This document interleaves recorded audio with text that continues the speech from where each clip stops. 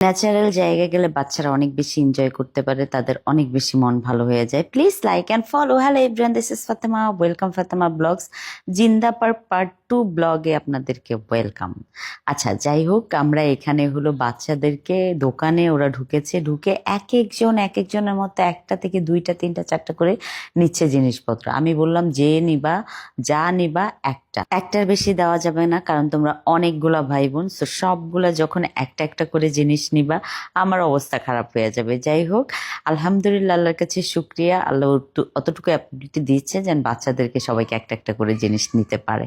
So এই যে দেখো বাচ্চারা নিচ্ছে, নেওয়ার পরে হলো তারা সবাই হলো বের হয়েছে এখান থেকে। আর এখানে দেখো বাবা মারা আরাম করে বসে আছে, মানে আমার বোন আবার হলো আমার ভাই, এরা সবাই বসে আছে। তার বাচ্চারা কিনে আগেটা আমার অবস্থা খারাপ করেছে, তাদের কিচ্ছু যায় আসে না, জাস্ট জোকিং। আমি বাচ্চাদেরকে কিনে দিচ্ছি, আমি ওদেরকে বলছি তোরা বসে থাক, আমি কিনে দিচ্ছি। তারপরে এই যে আমরা সবাই এখন জিন্দা পার্কের ভিতরের দিকে যাচ্ছিলাম। এখানে না এত সুন্দর জায়গাটা, পুরাটাই প্রাকৃতিক ঘেরা, মানে এত সুন্দর গাছপালা, বাচ্চাদেরকে নিয়ে হাঁটতে খুবই ভালো লাগতেছিল। বাচ্চারা যত ভিতরের দিকে যাচ্ছিল তত বেশি ওরা এনজয় করতেছিল জায়গাটাকে। তারপরে আমরা চলে আসলাম এই যে উপরের কটেজ গুলা ভাড়া দেয় ওরা, হলো আই থিঙ্ক প্রাইস আমার জানা নেই, এর আগেও নিয়েছিলাম, আমার ঠিক মনে নেই। সো আপনারা আসলে সারাদিন যদি থাকতে চান একটা রুম নিয়ে নিতে পারেন, এসি বা নন এসি। ও সরি, এখানে এসি নাই, নন এসি।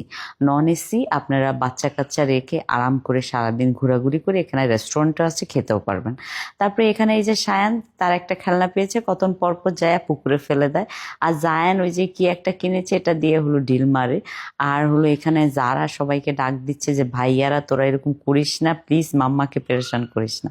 তা আমরা সবাই, এই জায়গাটা এত সুন্দর, বসে অনেক আরাম লাগতেছিল। তা আমরা সব ভাই বোনরা ভাবিরা সবাই এখানে বসেছিলাম, বসে হলো আড্ডা দিচ্ছিলাম। বাচ্চাদেরকেও ডাকলাম যে সবাই আসো আমরা একটা পিকচার তুলবো। তো হঠাৎ করে কিউটি একটা বাচ্চা কোত্থেকে জানি আয়সা আমাদের মাঝখানে বসে, সেও আমাদের সাথে পিকচার নিচ্ছিল। তারপর আমরা সবাই অনেক ক্ষুধার্ত, তো সবাই চলে গেছে ফুচকা খেতে। আমার যেহেতু ডাইটিং চলেছে, আমি ফুচকা খাবো না, তাদেরকে নিয়ে আমি হলো বসিয়ে দিলাম যে তোমরা খাও, আর বাচ্চাদেরকে একটু পানি টানি খাওয়াই। সায়ান তো এত পানি ব্যাপারটা লেগেছে, আমার বাচ্চার মনে হয়েছে ও আধা বোতল পানি শেষ করে ফেলবে, এই অবস্থা। সে খুব মজা করে ঠান্ডা পানি খাচ্ছিল। ও ঠান্ডা পানি খেয়ে তার আবার একটু হালকা কাশি হয়ে গিয়েছে। তারপরে এখানে হলো আখি আর আমি বসে ফুচকা নিচ্ছিলাম, কিন্তু আমি তো খাবো না, সো আমি জারাকে ফুচকা দিলাম। জারা হলো মজা করে ফুচকা খেয়েছে।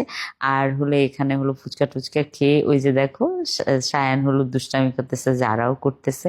তো তাদেরকে নিয়ে আমি হাঁটতে হাঁটতে একটু সামনের দিকে এগোচ্ছিলাম।